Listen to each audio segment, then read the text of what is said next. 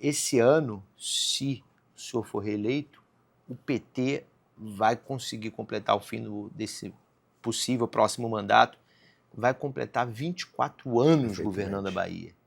É muita coisa. É muita coisa para o lado bom, muita coisa para o lado ruim. Bom porque consegue levar políticas públicas desenvolvidas com tempo, né? Um estado que vocês pegaram muitos desafios sociais, né? A Bahia, em 2006, quando Wagner assume, era um estado muito diferente do que é hoje, por isso vocês foram eleitos e reeleitos. Agora, tem um ano também do desgaste. Queria lhe perguntar, embora eu saiba que pela legislação o senhor não possa dizer que é candidato, mas há 9 meses de eleição, por que o baiano deveria confiar novamente no PT? Tá, mas no âmbito do partido eu sou pré-candidato. Todo o processo de escolha ainda vai se dar. E a justificativa que a gente tem, ela passa por duas frentes.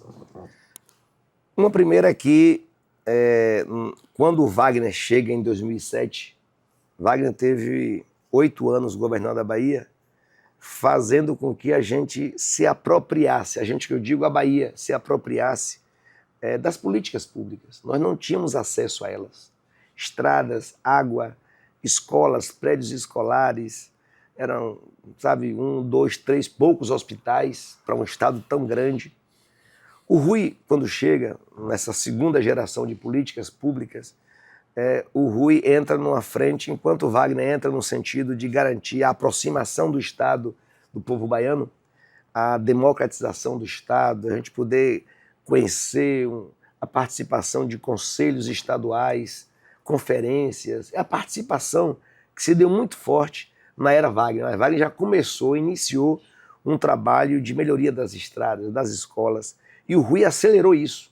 A segunda geração, que é o governo Rui Costa, mais 8 anos, foi de acelerar, fazer com que a gente pudesse, tanto é que ele levou o apelido de correria, por conta do ritmo que ele implementou nesse processo de mais escolas, mais policlínicas que nós não tínhamos, mais estrada, mais água.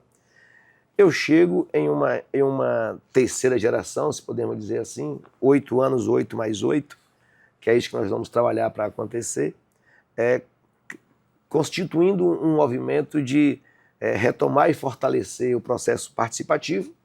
Nós tivemos um governo federal do Bolsonaro que desmanchou todo o processo de relação, de participação, e o Rui sofreu com isso. O Rui governou 6 anos, 2 do Temer, 4 do Bolsonaro, sem qualquer tipo, sequer, Guilherme, o Rui foi atendido em uma audiência em Brasília. Não tinha isso. Nem deputados, nem prefeitos, não existia essa coisa que hoje o Lula abre. Então eu tenho, nesses 4 anos, 3 anos agora, indo para o 4º ano, consolidar essas ações. Nós tínhamos um déficit muito grande e posso dizer assim que a consolidação dessa política mais próxima, mais perto da população baiana. É um estado com 417 municípios, mais de 15 milhões de habitantes. Extremos, nós temos municípios que distam aqui de Salvador, da capital. Se você pegar um município do oeste, nós estamos a 1.200 quilômetros, 1.300, assim como no extremo sul, no extremo norte. Então eu tenho plena certeza que a Bahia compreende o que nós estamos fazendo. E o segundo aspecto a ser colocado não é de continuismo, é de continuidade.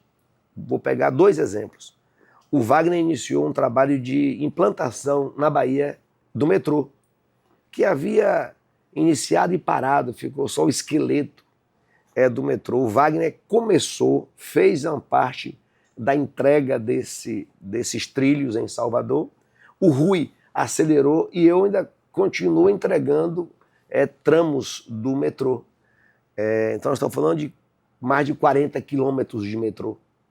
E estou agora fazendo um último tramo, não vai ser o último, mas nesse período, o metrô chega ao centro da cidade, no comércio central, na Avenida 7, ali na Lapa, na estação da Lapa.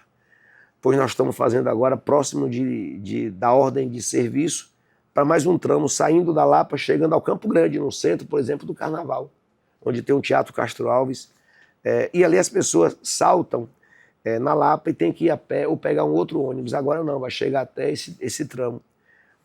Isso foi continuidade. O Rui começou, o Wagner começou, o Rui acelerou e eu estou entregando, ampliando. Agora com o VLT, por exemplo.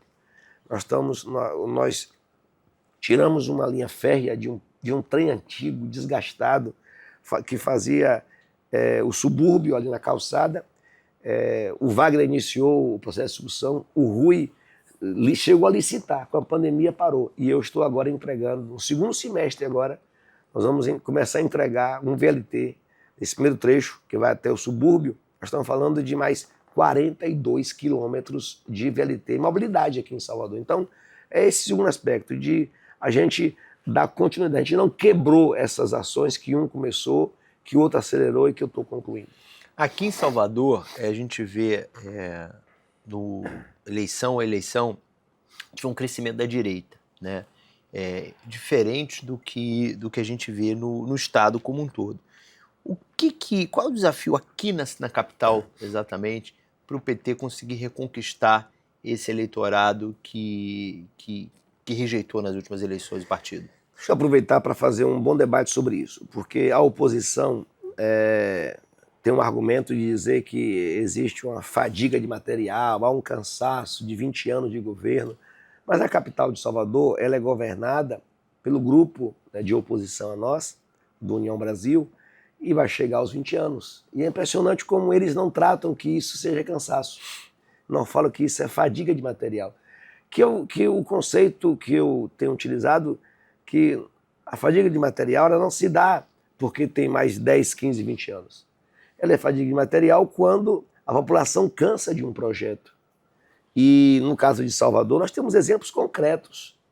Nós temos uma capital governada, começou inicialmente 8 anos pelo ex-prefeito, agora com o sucessor dele, que está indo para 16 anos, e isso fica claro, nós não temos maternidade em Salvador.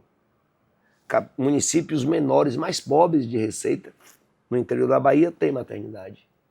Nós temos hoje, se você abrir o site da Prefeitura Municipal de Salvador, você vai encontrar uma fila de mães aguardando vagas de creche. A grande maioria das creches existentes em Salvador são creches comunitárias. Então, isso eu compreendo como uma fadiga de material. E se passa para fora deste município de Salvador, até para fora do estado, um exemplo de gestão. Então, esse é o embate que nós temos que fazer da sociedade. Nós temos o IPTU mais caro do Brasil, está aqui em Salvador. A taxa de lixo. Então, isso é um modelo de governar que as políticas públicas, assim como nós estamos chegando no interior do estado com hospitais de ponta, com policlínicas, com escolas padrões que nós temos construído nesse estado, educação em tempo integral. Então nós temos um conjunto de políticas que aproxima o serviço público da população na mais extrema localidade do estado da Bahia. Enquanto o projeto que hoje governa Salvador é um projeto distante dos bons benefícios. A gente começou com o Wagner, mas o Rui foi um destaque muito forte nesse aspecto das encostas. Praticamente todas as chuvas que aconteciam no verão tinham mortes por corrimento de terra. Nós hoje já não ouvimos mais isso.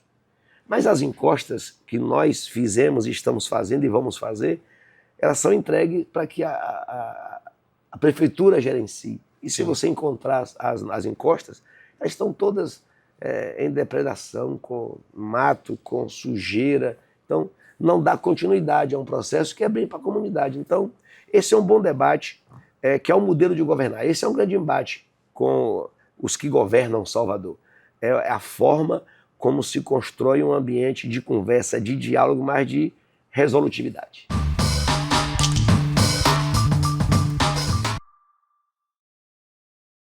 Tá surtando com as notícias no grupo de WhatsApp, né?